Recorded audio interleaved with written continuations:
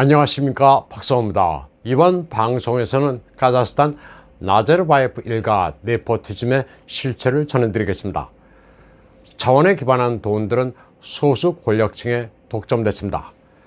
30년 동안이나 장기 집권한 나제르바예프와 관련된 이야기들은 무궁무진합니다. 카자흐스탄 폭동의 배후에는 많은 요소들이 도사리고 있습니다.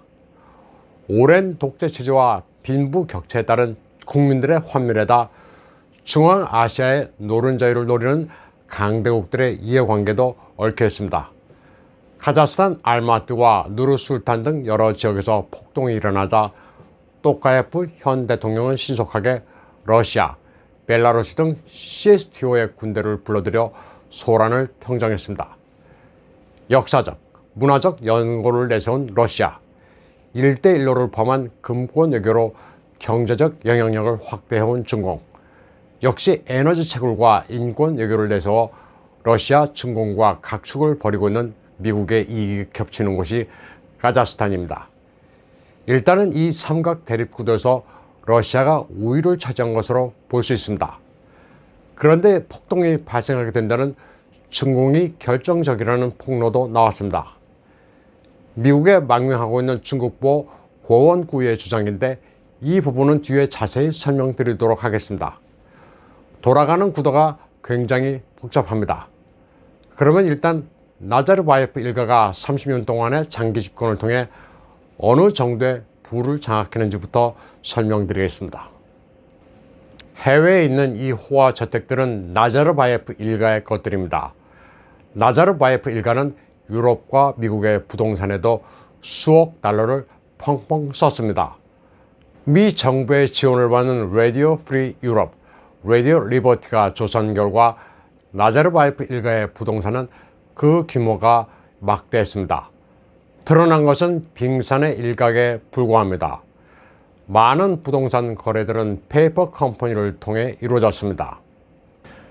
나제르바예프의 둘째 딸 디나라 꿀리바예바는 스위스 제네바 호숫가에 별장을 가지고 있는데 구매가가 7,200만 달러입니다. 그리고 그 바로 인근에는 6,300만 달러나 되는 17세기 샤또도 가지고 있습니다. 디나라 꿀리바예바와 그녀의 남편 꿀리바예프는 카자흐스탄의 세 번째 가는 부호입니다. 석유와 천연가스를 장악하고 있습니다. 꿀리바예프는 스페인에도 거대한 별장을 보유하고 있습니다. 돈이 얼마나 많은지 가늠조차 할 수 없습니다. 런던에는 9,200만 달러 규모의 아파트 동도 가지고 있습니다.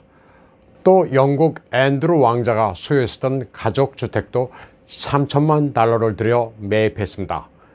나제르바예프의 장녀로 정치도 하고 있는 딸이가 나제르바예바 역시 런던에 여러 채 부동산을 가지고 있습니다. 그 가치가 4,900만 달러에 상당합니다.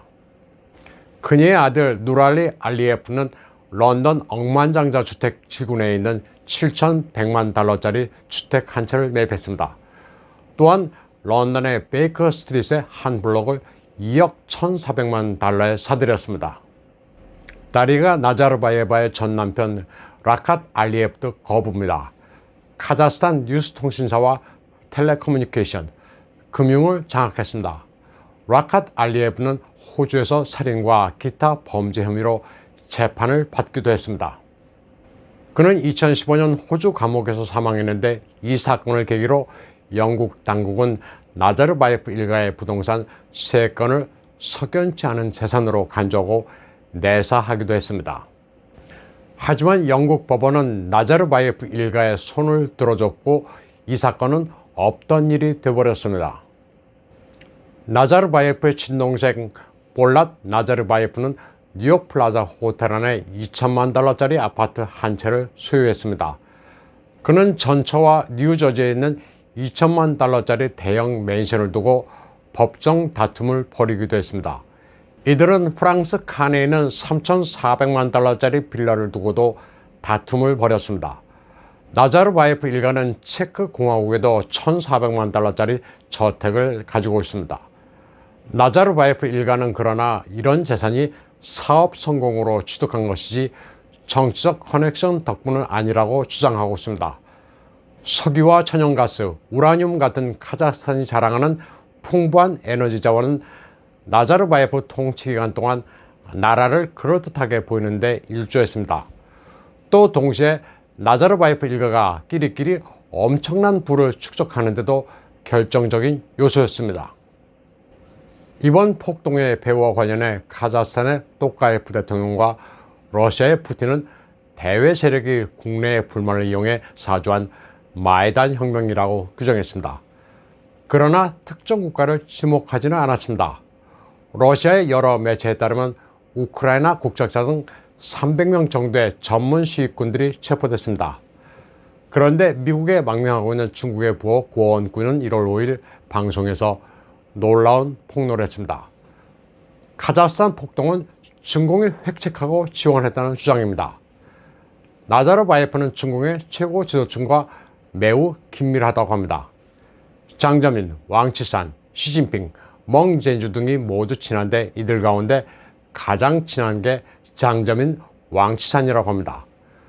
발단은 왕치산과 장저민 가족이 카자흐스탄에 숨겨놓은 황금 100톤입니다. 나자르바예프는 왕치산과 특히 각별해 호영호재하는 사이입니다.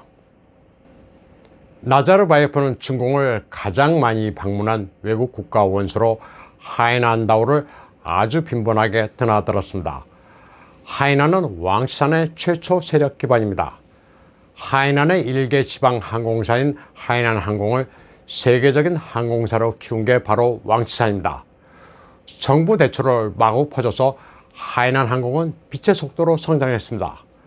하이난 항공이 폭발적으로 성장할 당시 정부 대출의 창구가 바로 왕치산의 정부였던 배우 판빙빙이라는 설도 파다합니다.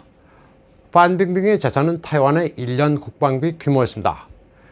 배우로 영화 촬영으로는 절대로 마련할 수 없는 액수였습니다. 나자르바예프는 하이난 항공의 CEO였던 천팡과도 교류했습니다. 함께 주지육림을 즐길 정도였다고 합니다. 나자르바예프의 가족들은 하이난에도 여러 채의 부동산을 보유하고 있다고 합니다. 왕치산은 상하이방이 세계 각국에 숨겨놓은 금괴를 카자흐스탄으로 모두 옮겨 나자르바예프에게 맡겼습니다. 그런데 시진핑이 이 사실을 알고는 왕위를 또카예프에게 보냈습니다. 왕위는 왕치산과 장저민이 맡겨놓은 황금을 돌려달라고 요구했지만 또카예프는 이를 거절했다고 합니다. 말로만 주겠다고 질질 끌다 왕위가 거듭 독촉하자 또카예프는 자꾸 귀찮게 굴면 타이완과 수교를 하겠다고 위협하기도 했습니다. 채권 독촉의 책임자로 파견된 왕위는 시진핑의 성스러운 명령을 이행하기 위해 또카예프에게 72시간을 줄 테니 황금을 내놓으라고 최후 통첩을 보냈습니다. 그런데 또카예프는 이에 응하지 않았고 결국 왕위가 귀국한 이후 곧바로 카자흐스탄에서 폭동이 발발했습니다. 그리고 그 폭동에는 알마트 외곽의 소도시에 있는 퇴역 군인들이 동원됐다고 합니다. 황금은 미 월가의 금융 거두들도 우습게 여기지 못하는 최고의 무기라는 것을 왕치산은 아주 잘 이해하고 있습니다. 국내의 달러가 말라가고 경기가 좋지 않기 때문에 시진핑도 황금이 절실합니다. 또 1대1로 사업을 제대로 성공시키기 위해서는 뇌물을 대거 뿌려 각국의 정객들을 자기에게 충실하도록 구워 삶아야 하기 때문입니다. 상하이빵은 황금을 거머쥔 왕치산 말고도 멍젠주란 맹장도 가지고 있습니다. 멍젠주는 동남아의 마약과 인신매매, 보석시장을 장악하고 있는 지하의 제왕입니다. 이 같은 고원구의 주장을 확인할 방법은 없습니다. 하지만 충분한 개연성이 있다고 보고 참고할 가치는 충분히 있습니다. 한편 1월 10일 중공의 왕위는 카자흐스탄 외교부장 무흐타르 틸레우베르디와 전화통화를 갖고 폭력을 종식시키고 안정을 유지하는 카자흐스탄을 지지한다고 밝혔습니다. 고원구의 주장이 사실이라면 이는 병 주고 약 주는 식입니다. 이처럼 국제관계는 미디어의 보도로는 제대로 파악하기 힘든 언더커런트, 압류가 너무나도 많습니다. 오늘 방송은 여기까지 하겠습니다. 시청해주신 여러분 감사합니다.